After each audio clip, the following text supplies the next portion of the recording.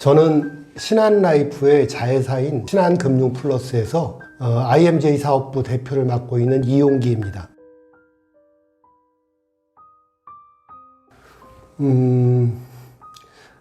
우리나라의 알코올 중독자가 400만 명이라고 정신과 의사들이 발표한 그 논문이 있습니다. 우리나라가 지금 5,500만 명이고 어린아이들과 할아버지 그런 분들을 빼면 또 병을 가지신 분들을 빼면 실질적으로 성인 9명당 1명이 알코올 중독이란 얘기인데요. 알코올 중독을 미국 같은 데서는 이렇게 터부시하지 않는데 우리나라는 뭐 사회적으로 좀 폐류나 아니면 사회적으로 낙오한 사람들처럼 보기 때문에 실질적으로 알코올에 심각한 문제를 가지고 있으면서도 정신과 의사를 상담한다든지 아니면 알코올 중독 진단을 받지 않는 사람들이 많기 때문에 실질적으로 알코올 중독자는 세상에 많다고 생각하거든요.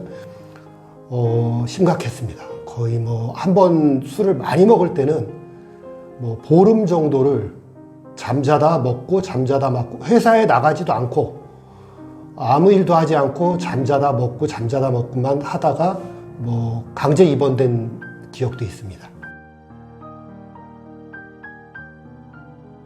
일단 저는 알코올 중독자라고 인정을 하지 않았습니다. 재작년에 이제 2021년에 제가 처음으로 병원에 입원했는데요. 그 전까지도 알코올 중독자라고 인정을 하지 않았어요. 아까 제가 제일 처음에 말씀드린 것과 같이 우리나라에 400만 명이 알코올 중독자라고 전원 다 인정하는 건 아니잖아요. 저도 이제 그 중에 한 사람이었고 또 뭐 알코올에 그렇게 문제가 있는 수준이 아니라고 생각했죠. 그러니까 중독자가 아닌 애주가 또 이제 뭐 좀 전문 용어로는 사회적 음주자라고 하거든요.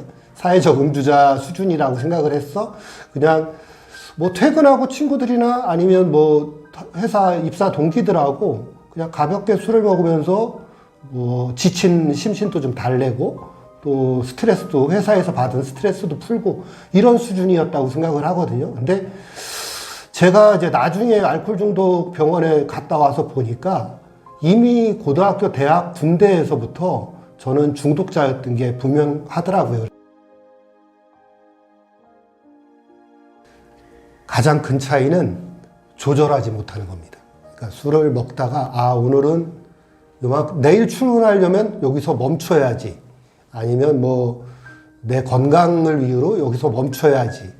뭐 이 조절이 안 되는 거죠. 그러니까 먹다 보면 몸이 쓰러질 때까지 그냥 먹는 거예요. 그러다가 이제 그게 습관화되면 모든 일을 다 못하게 됩니다. 그러니까 친구 관계도 파괴되고 또 회사에서도 뭐 쫓겨난 알코올 중독자들 정말 많거든요. 공무원에 쫓겨난 사람도 있고 또 연예인에서 아예 그냥 유명인에서 그냥 낙오한 사람들도 많고 진짜 많거든요. 그래서 병원에 갔을 때 뭐 병원 얘기를 여기서 제가 구체적으로 할 수는 없지만 굉장히 유명하신 분들도 같이 입원했었거든요. 뭐 그래서 알코올 중독은 조절하지 못하고 그런 사람. 그다음에 애주가는 조절하면서 하루의 피로를, 하루의 스트레스를 살짝 술로 해소할 수 있는, 어떻게 보면 이 삶의 촉매제로 쓸 수 있는 사람은 애주가고 그거를 못 이겨내고 조절하지 못해서 중독의 늪에 빠지는 사람은 중독자다, 이렇게 구분할 수 있겠습니다.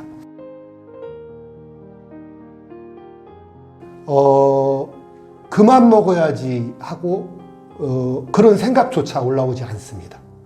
술이 이기나 내가 이기나 어쨌든 승부를 보자 하는 마음으로 가는 거고요. 도저히 뭐 가족이나 뭐 친구나 누구도 말릴 수 없는 수준에 가는 겁니다. 그 상태에 된 중독자들이 세상에 많이 있습니다.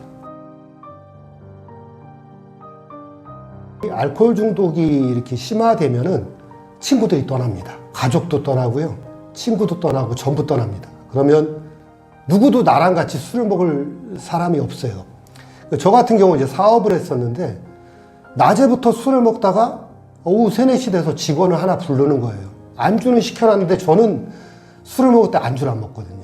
제가 이제 술 먹고 다른 사람과 다르게 이 신체적으로 굉장히 체중이 많이 빠진다거나 하는 문제가 발생했던 것이 안주를 먹지 않는 습관이에요. 그래서 그걸 깡술이라고 하는데 금방 대표님이 말씀하신 대로 혼술도 굉장한 문제가 있지만 깡술도 문제가 있거든요. 깡술은 자기 몸을 뭐 거의 해치는 행위이기 때문에 그런데 이제 그 혼술과 이제 그러다 보면 마실 사람이 없는 거예요. 직원을 불렀을 때는 직원이 앞에서 사장이니까 그냥 앞에서 그냥 앉아 있는 거지 얼마나 그게 고역이었겠습니까? 그 앞에 앉아 있는다는 것이. 그러다 보니까 아, 이 사람들이 다 날 멀리 하는구나. 그러면서 스스로 알코올 중독자의 그 성향이 나옵니다. 불안하고 초조하고 자기 스스로가 불쌍해져요. 자기 연민이라고 그러죠. 자기 연민이고 또 알코올 중독자는 다 우울증을 거의 저는 제가 보기에 99% 동반하거든요. 우울증이 오고 그러기 때문에 혼자 먹는 술이 더 편하다고 느끼게 됩니다. 친구들이나 누구 눈치도 보지 않고 혼자 먹는 것이 가장 편하다고 생각되면 그때서부터 혼술에 들어가면 아까 뭐 깡술, 그러니까 깡술은 안주 없이 먹는 술, 혼자 먹는 술, 혼술, 그 다음에 아침부터 출근도 하지 않고 먹는 해장술, 이 세 가지는 알코올 중독자가 자기 몸을 해치면서 거의 죽음으로 가는 지름길이라고 저는 생각하고 있습니다.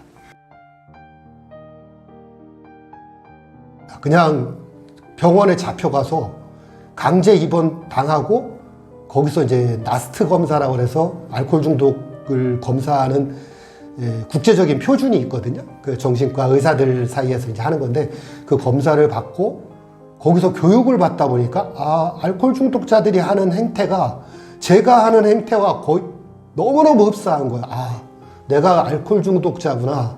내가 이렇게 살다간 죽겠구나 하는 걸 그때 이제 깨닫게 되면서 알코올 중독자라는 걸 인정한 거는 2021년 재작년이죠. 강제 입원 당하고 거기서 이제 인정하게 됐습니다. 알코올 중독자의 성향 중에 아까 이제 뭐 제가 불안, 초조, 자기 연민, 우울 이런 얘기도 드렸지만 핑계 대는 게 있어요. 알코올 중독자는 핑계를 대요.